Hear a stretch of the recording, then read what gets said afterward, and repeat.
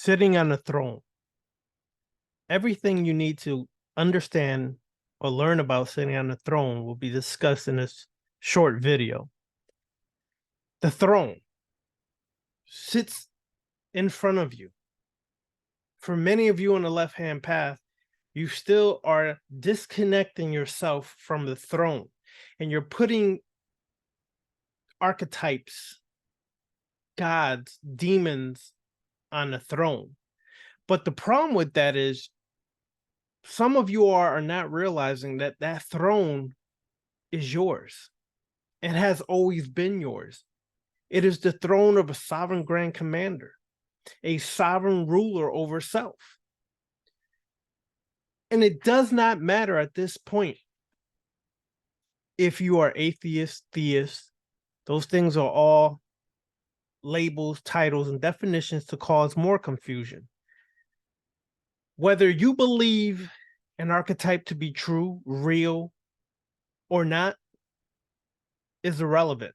Whether you believe they're not real or not is irrelevant. What is relevant is that when you strike out or step out in your work, step forward in your work, that your ultimate goal is to reach apotheosis, and that you never lose sight of that fact.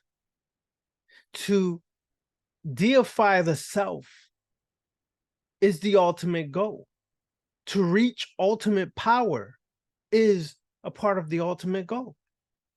But if you constantly externalize your throne and put an archetype or something else in your throne, then the problem here is that you still are disconnected from the fact that you are just as powerful as unseen forces, whether you call them God, goddesses, gods, Netaru, Orisha, so on and so forth.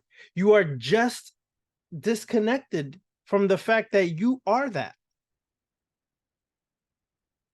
Your throne has been specially made for you by you since your inception on this planet.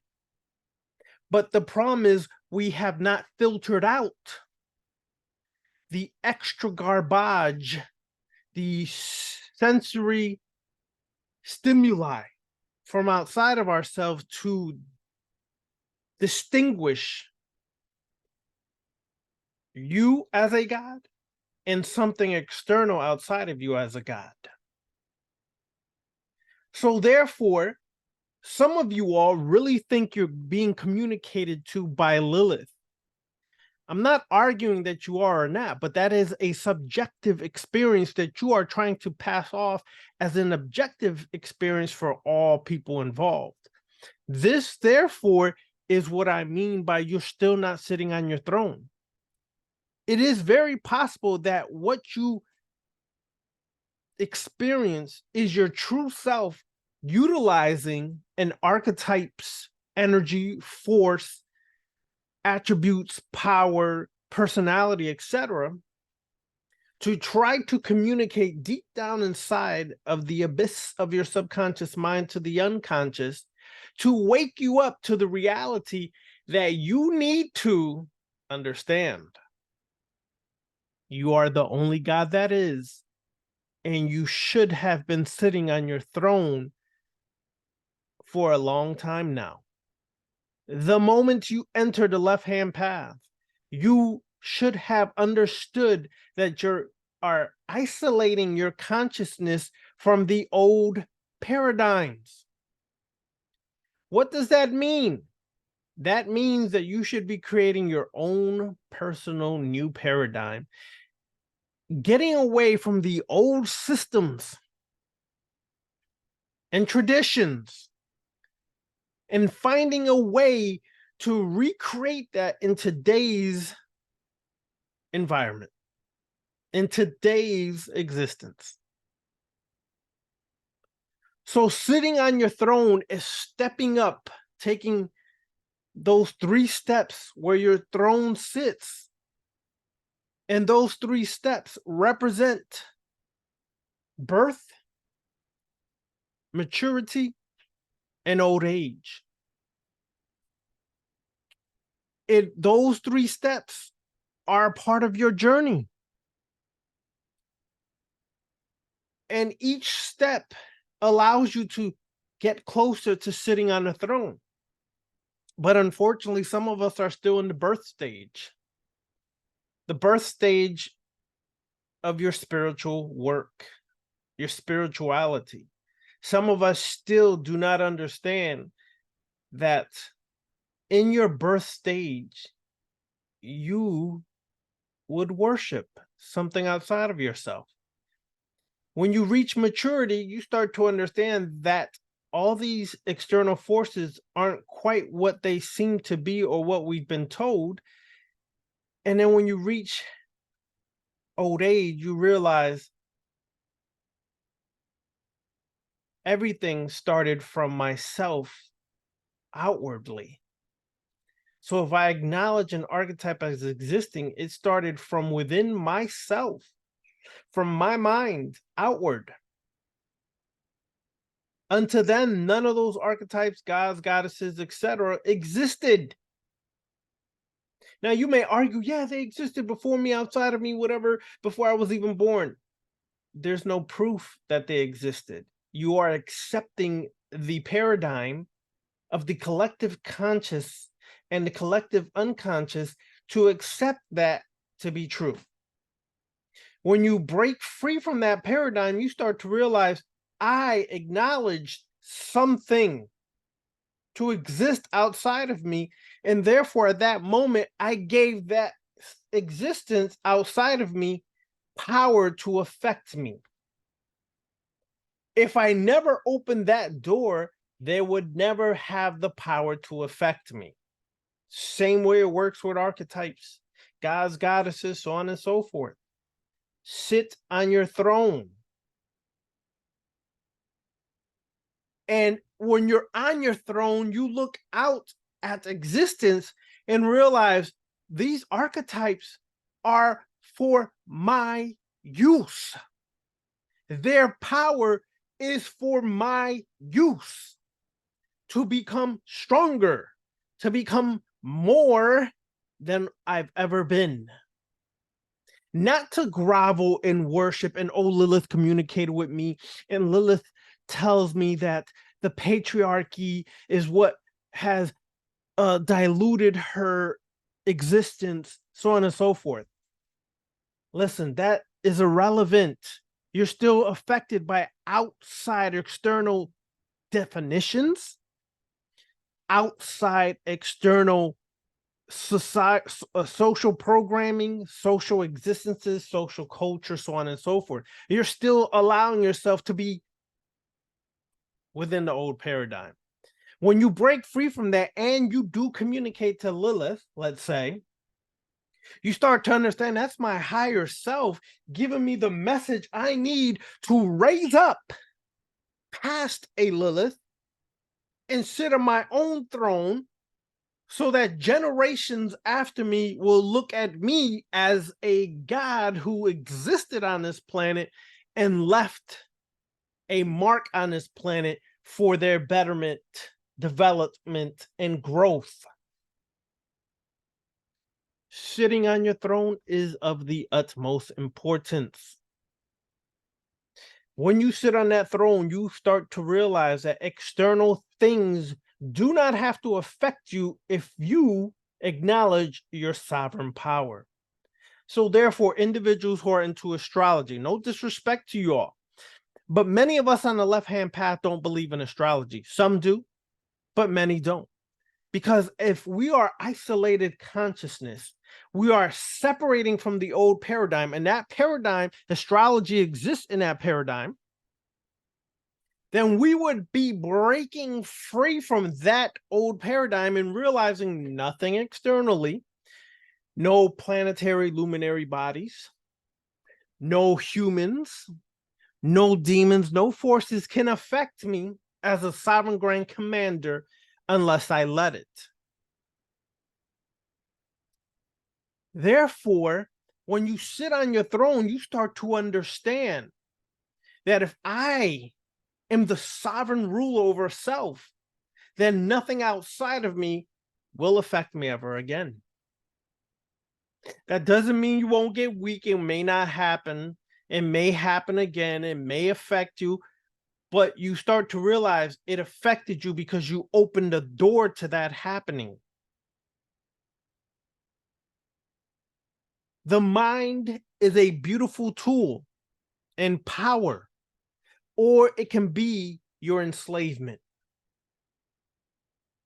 Sitting on your throne is walking up the steps, taking the mask off of Set, Satuh, Lilith, Lucifer,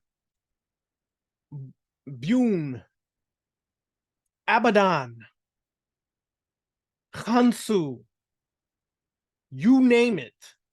Taking that mask off of this archetype and all the power we fed it and all the belief we gave to it, putting on that mask for ourselves and realizing I am the only God that ever has existed. And when I realize that I have the power to change, alter, and create a new reality in my own paradigm that I am creating within my personal existence. We tend to run from that because humans, unfortunately, have been fooled into thinking they are weak, that we have no power, that we need something outside of us to save us, to help us. If you are on the left-hand path and you still worship Lilith, Kali, Set, so on and so forth, you are not really walking the left-hand path. Let me say that again. If you are in the left-hand path and you still are worshiping, groveling, giving all your respect and offerings to any external force, you really are not walking the left-hand path. You should have stayed in the right-hand path, in religion, and give all your worship and praise to something outside of you. If you are in the left-hand path and you still pray, you should stay on the right-hand path. Oh, but prayer is this and that. Listen, the point is prayer in its form today is asking for something. Asking for forgiveness, asking for jobs, asking for this. You can do all that yourself as the only God that is in your existence. You can manifest anything and everything that some spooky God, some sky daddy, sky mama, or group of sky daddies and sky mamas would manifest supposedly for you when you could do it yourself. The problem is you're still asking, you're still begging, you're still hoping and not taking. Take what is rightfully yours. As Sith, we take what is ours. As Sith, we understand our sovereign power and we take what is ours. Many of you all still want to ask. This is why many of you all cannot stay in a class that benefits your growth, because you still want to beg for help. You still want someone else outside of you to do it. In these classes that many people on the left-hand path offer, those classes are designed for you to grab your scepter, put on your crown, and become the sovereign grand commander you've always been destined to be. It is not there to connect in a way with you that we are trying to control you and trying to finagle you. We are simply sharing what has helped us become sovereign grand commanders over self. We're sharing that with you so that you can also be the sovereign grand commander over your existence. But some of you all run from classes because it exposes you for who you are. Weak, shifty, sneaky, so on and so forth. If you really are in this left-hand path, you all should be taking classes. Unless you've been walking and manifesting this for 10, 15 years, we're all mostly newbies and novices on the left-hand path. Some of us been doing this for over a decade. So we have the experience. Some of us been initiated in temples, so on and so forth. We have the experience. We have the knowledge. We are here to share that with you and nothing more. We don't need your praise. We already praise ourselves. We don't need your money. Most of us are already self-sufficient. Most of us take the money from the classes, put it right back into this. Do y'all understand that we do this because we love knowledge? We love knowledge and how it can empower our people. Take the journey for yourself. If you love yourself like you say you do, take the journey and do yourself a favor and take some classes. Shadow work classes. My sister, the Cosmic Serpent, offers it. My shadow work class, I offer it, but I'm revamping the whole shadow work class. I am creating a shadow work curriculum with a journal and so on and so forth. I am going full tilt into shadow work. I'm going to teach people sorcery. I'm going to start a class to teach you strictly sorcery and how to manifest your will, your wishes and goals and dreams and aspirations. That is the day we're in. Stop paying $2,000 when you can do a ritual and make something manifest for yourself for a lot less. Your own ritual, because you're vested in what you desire more than anybody else. I'm going to do things like my sister does, guided meditation. I'm going to do what is called going into the past life and dealing with past life traumas that have passed over into this existence now. I'm going to do things like using words that will trigger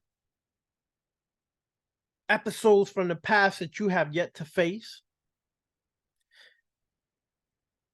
And then when it comes to the sorcery class and teaching black magic, I'm going to help people manifest money, manifest careers, manifest things that they desire most. But I'm going to teach you how to do it. I'm not doing it for you. But in order to do that, you have to be willing to sit on your throne. Sit on your own throne as the sovereign grand commander you are.